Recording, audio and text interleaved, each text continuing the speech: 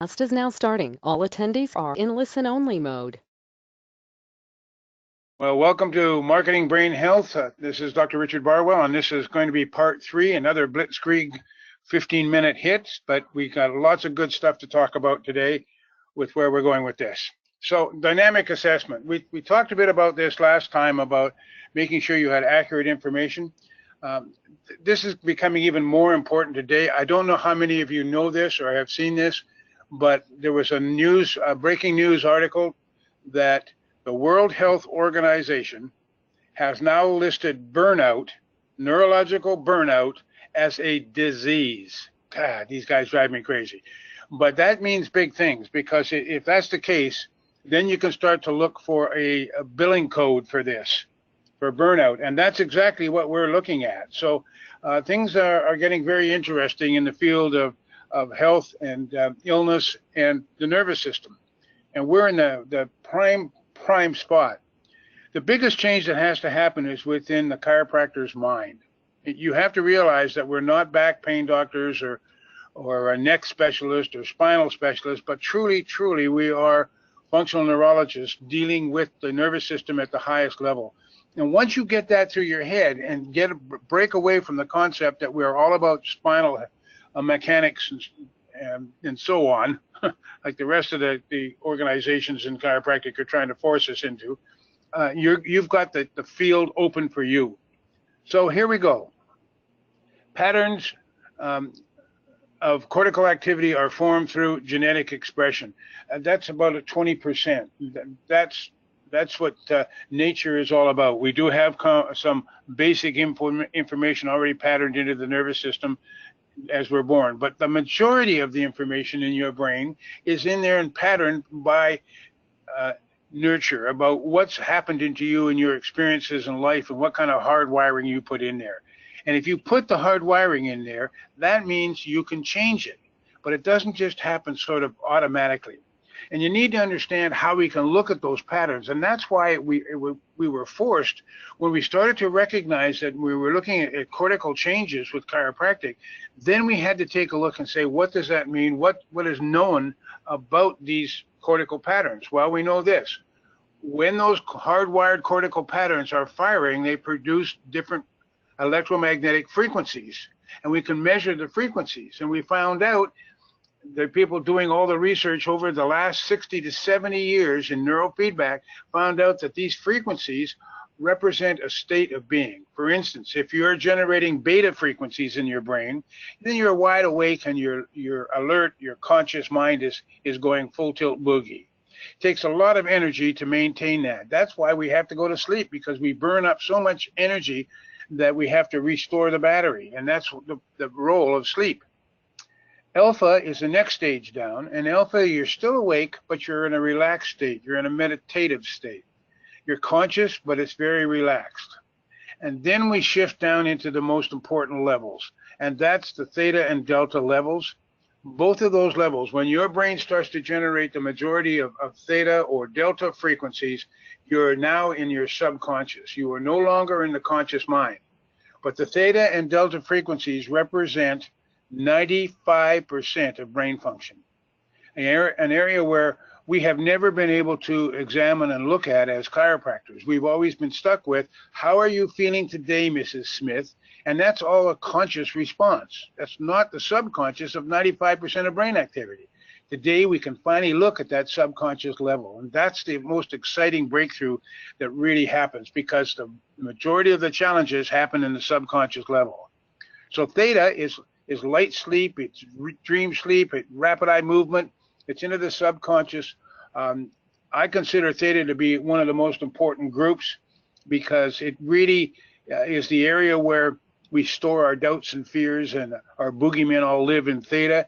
All those things that come out and bite us when we don't want them to, but they're there, and it really is a controller. Lots of cognitive activity going on in the subconscious as well as in the conscious mind. Delta is deep sleep, and delta is there in growth and healing, but there is also a tremendous amount of energy stored up in delta, so that we can start to deal with what's going on with the challenges in our life. Awake, relaxed state, and the ideal ratios would be this. Beta should be at about 30% production. Alpha should be producing at about 22%. Theta should be at about 20%, and delta should be at about 5%. Now, what's important about these ratios is these are the ideal amounts when you're sitting in a relaxed state. If you are sitting in a relaxed state and your beta is at 50, that's not good. That's an over-aroused situation. If it's at you're sitting in the chair and you fall off to sleep, we expect to see theta or delta being the dominant frequencies. And we can see this happening. We can see whether the people have an ideal ratio in their brainwave patterns. So ratios of the different brain frequencies offer an insight into the state of the brain as to what D.D. Palmer talked about as tone. He talked about the excitatory or inhibitory state of the nervous system. Now, he was thinking that the nerves were stretched or not. Well, it's not quite like that. What it is it's much greater than that. He was onto something with tone, but it really is the state of the operation of the brain, whether that tone is in beta or that tone is in alpha, theta, or delta. And that determines the rest of the tone of the body. So the brain activity can be over-aroused. That would be stuck up in beta. Could be under-aroused. That could be too much theta or delta. Can be unstable, where instead of maintaining an awake and alert stage during the day, it may shift into theta or delta. Or it may be exhausted, where it doesn't make any sense at all. It's just all over the board, and that's a dangerous one when we see that. The ability of the brain to engage and disengage from these frequencies during the time of stress and recovery is critical for good neurological health. So when we looked at this, we saw when we're looking at the brain activities and the EEGs, we realized it wasn't just about percentage of power, which one had the most power, and whether that was in the right time. When you were awake, you had more beta, and when you were asleep, you had more theta. But it was also about what happened during stress and recovery. So in stressors, that's a danger sign. We should see things like being more awake and alert, where we have beta going up. And during the times of relaxation, we should see beta going down and the other ones going up. So all of a sudden, we had a whole bunch more information to look at rather than just percentage of power, but we wanted to know how things were responding in the brain, and especially in the cortex, to stress and recovery. Why was this important? Because stressors are the cause of vertebral subluxation. All of a sudden, we could start to see why the vertebral subluxation started to develop. We could see how the brain, the central organizing authority, was controlling that brain and the rest of the nervous system, and to say, you know, you're stuck in beta too much, you can't disengage, and now you're stuck in fight, flight all the time, and the systems are getting unbalanced. So important considerations when marketing brain health. Accurate brain assessments we've talked about. I want to talk about age influence and appropriate retraining today. We're going to talk about complementary procedures later on. So the brain continues to grow new neurons and networks throughout life. We were originally taught that the brain had all the neurons and all the connections it was ever going to have, and it was just a question of them dying off for the rest of your life. Pretty depressing. We found out 20 years ago, 25 years ago, the researchers discovered that, hey, at every stage of our life, we still have the ability to grow new neurons from stem cells. And I actually have videos of these stem cells migrating through the brain to get to where they know they need to go. As a baby neuron, it says, okay, I started in the olfactory area of the brain, but I don't need to be here. I need to be somewhere else. And it has the innate knowledge and the innate intelligence to be able to migrate along the glial cells till it gets to the neighborhood that it says, this is where I belong. And then it starts to grow and make new networks. Throughout life, the baby's brain is dominant in delta frequencies, as all that energy now needs to be dedicated towards growth. That's why babies sleep so much. They have to put all that energy into forming more and more neural connections and more neurons coming into the brain so that it can really start to generate new connections in the brain and start to develop patterns that are going to sustain it for life. Infants are dominant in theta frequency. So babies are dominant in delta. Infants become more dominant in theta as they start to develop. By 6 years of age, the brain starts to shift to becoming dominant in alpha. And alpha is that beautiful meditative relaxed state. That's that stage of a 6-year-old to about a 12-year-old where they are really in la la land. They're in meditation. The world is wonderful, and everything that happens is either the greatest or the worst. And it's just like it's an amazing time to watch them as they're learning and growing and developing new concepts. By the age of 12, it shifts to being beta dominance. That's why you have to look at these kids as they're developing and not just do a blanket thing with them. You need to be able to take a look at them and say, this brain is not developing the way it should. We're not getting enough alpha being formed at this stage of their life. We need to do some work with this, which means that we need to be able to put programs in, not only just with the adjustment, but put programs in to help that child develop the right frequency responses. So at 12 years old, they become adults. It shifts to beta, and guess what happens when it shifts to beta?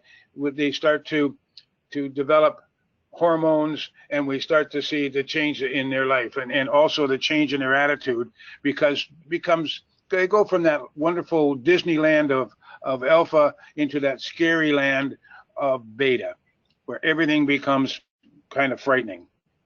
Beta frequency is for defense. Pain lives in beta. And that's a key issue, and I think I've mentioned it before, that when we talk about people with chronic pain, they're coming in to see you with chronic pain, you know right off the bat they're stuck in beta. They've got way too much beta. And if you can get their brain out of the beta dominance and into an alpha dominance, the pain will disappear. It's that clean and that fast. And that has to be the goal. But unless you have some way of measuring this thing and looking at it, you can't tell. So alpha, theta, and delta are all for growth and healing. Retraining methods. The brain cannot self-regulate. It's a problem. It gets stuck into a pattern and it doesn't know how to break out of it. How hard is it for all of you to try to change a pattern? I don't care if the pattern is driving to work on a different road. Your tendency is to keep doing the same thing. We tend to live in our let's repeat, because the brain has this pattern, and that's all it knows. So it has to start with outside influence to change a pattern. Cortical patterns are set through repetition. Well, if they're set through repetition, we can change them through repetition. It's one of the reasons that chiropractors discovered a long time ago that if you have a patient that comes in on a regular basis over a longer period of time, you see greater and greater results with this patient, because what you're doing is you're not allowing that pattern to stay set in one single old-time pattern that wasn't good for them. With the adjustment, we get to change the pattern, and we start to see them building towards a new pattern and building towards a new pattern, mainly because we're doing a pattern interrupt. New cortical patterns are developed through retraining over time or through neurological pattern interrupt. And that's where the adjustment comes into play. There's a movement now afoot in chiropractic that the neurologically based chiropractic has finally caught on after me harping on this for the last 20 years. And what's going on with this is all of a sudden there's a shift. People in chiropractic are now starting to look at chiropractic not as vertebral subluxation, but as the power of the adjustment to change the brain. That's the shift you have to make in your mind. That's the big issue that is going to move this profession forward. It's about the power of the subluxation, the power of the adjustment to break a neurological pattern that's been stuck there for years. So when we give an adjustment, it acts as a neurological pattern interrupt, no different than a shock wave. And when that does that, then the brain goes, wait a minute, you've got my attention. What do you want me to do? So it becomes very important as to what happens with the adjustment, what you do in your patient after the adjustment. So research continues to show the power of the chiropractic adjustment in creating a neurological pattern interrupt, reaching to the highest level of cortical function. Heidi's work has absolutely proven that not only does it reach the cortex, it reaches a very important part of the cortex, and that's the prefrontal cortex, which is the conductor of the brain. And we can see where the adjustment literally opens up the prefrontal cortex to say, okay, we need to learn something new here. Is everybody ready? The problem is this. Further research demonstrated there's a 20-minute window after the adjustment where the brain is open for retraining. 20 minutes after you do the adjustment, that brain is saying, teach me something new. If you are just sending them back out into the world that created the problem with them in the first place, you're going to lose the effectiveness of the adjustment to change these people's lives. So what are you doing with your patients during this critical time period? They're in your office. What are you doing? We need to have some appropriate retraining time right after that adjustment, that 20 minutes. Some people have them rest. BJ found that that worked really well. And yes, that would move them out of beta and down into alpha theta. That's going to help. It's going to turn off the alert response mechanism that's going on with these people. It's going to turn off the fight flight. But there's other things you can do. These are pages that just show you the research that's been done, and I can't keep up with Heidi. She is producing stuff just like crazy, and I know that we have several other research projects going on within the chiropractic profession and the NeuroInfiniti, and we're just waiting for these people to get their research data put together. I know that one of them is asking for pre and post SRE, stress response evaluations, by the NeuroInfiniti. He needs to gather 2,500, and I think he's somewhere around 800 to 900 right now of pre and post. And what we're finding with these things are just incredible. Here's another page of these. So if you can look up these research papers if you want and read them, but they're all there, and they're very important to chiropractic and what we're talking about in the office. So this is not just something that I'm spouting off the top of my mouth. I'm telling you right now that there's research to back this up, and we're on solid ground. So setting the goal. New neurological information has changed chiropractic care plans by adding a new factor. The care needs to meet the neurological needs of the patient. That has to be the next shift that you make.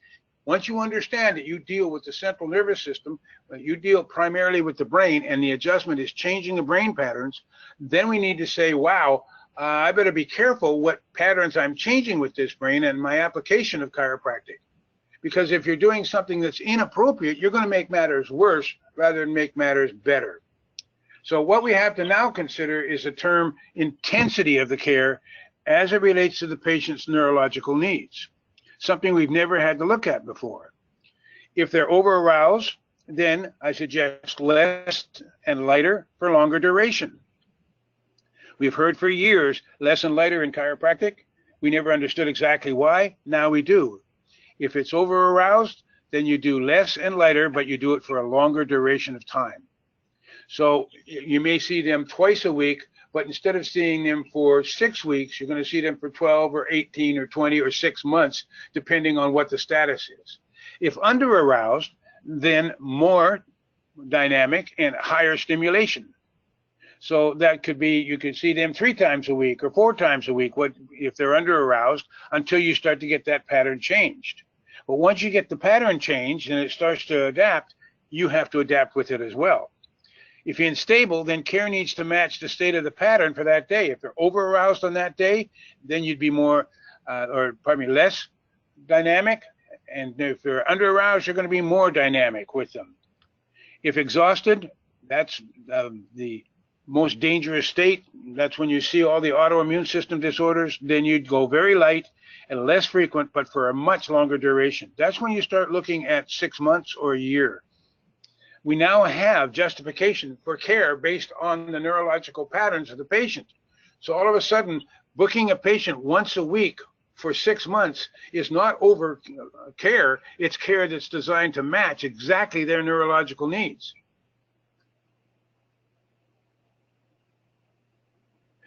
So setting the goal, the NeuroInfiniti stress response evaluation sets the goals for the patient. It gives us that opportunity to truly take a look. And this is where we ended up when we were doing the research, and we started to understand how the central nervous system functions and the role of the cortex of the brain and its patterns, and how that set the state of the entire nervous system. Then it was like, how are we supposed to know this? How do we measure this? And so it became a necessity to develop instrumentation so that you could actually have this in your office and be able to judge what that patient needs. Yes, it's going to change how you address the patients. It's going to change how you schedule them. But what happens with this is you move the patient away from pain as the primary reason for visiting the office. That means that you're changing the intent of the care from pain relief so that when the pain's gone, they're gone, to improve neurological function, and they stay until we can start seeing those changes in neurological function that move it towards a better picture for that patient. And the only reason that we have results in chiropractic from the very beginning is because chiropractic changed brain function. So it's not a question, and I know a lot of chiropractors do not have the confidence to think that that's what they actually do, but that's the only reason it works. And it's the only reason it's worked from day one, and it's the only reason it's going to work from now on into the future. But now we just need to get better at it. The value in the reassessment is that the power of the neurological care plan can be demonstrated. We can actually show them how we've changed the intent from getting rid of their pain, which disappeared a long time ago, but they still had neurological challenges. But now we can show them how care and their homework is actually changing who they are. It's actually changing their pattern. So accurate assessments are very important. So we can do entrainment, biofeedback, neurofeedback, are all very important and very powerful methods of altering brain function. And that's what you can start to add after the adjustment in your office, which is an income center as well. So not only do we get better results because we're doing more accurate application of chiropractic, but now you add an income center of doing biofeedback or neurofeedback with the NeuroInfiniti. So it literally pays for itself. That's the idea of it. Incorrect frequency stimulation can have a serious effect. We've seen this more than once. If you are adjusting people that are over aroused and you're seeing them 5 days in a row and you're doing very dynamic multiple areas, you can literally overcome the nervous system because it's more stimulation than that nervous system can handle, and they crash. If you have somebody that's got an autoimmune system disorder and you overstimulate them, you're just making matters worse. If you put the wrong frequency, if you're doing any neurofeedback or biofeedback in your office and you put in the wrong frequencies, you can make matters worse. So you better know what you're doing. And that's the whole idea with this. Ideal frequency training will alter brain patterns so that ongoing training will then need to adapt. So as the patient starts to improve, you need to be able to do reassessments to see what's changed so you can focus on the areas that are the challenges, not just doing the same old thing every time they come in. So that's it for today, and I hope that adds up and gives you some more things to work with and more things to think about. For those of you that want to get this down in writing, you can get my book. Just let us know. I mentioned before how you can get the book, but it's all in there as well. So that we will wrap up today, and we will talk to you in next week for the last part of this, and we'll have some fun with it.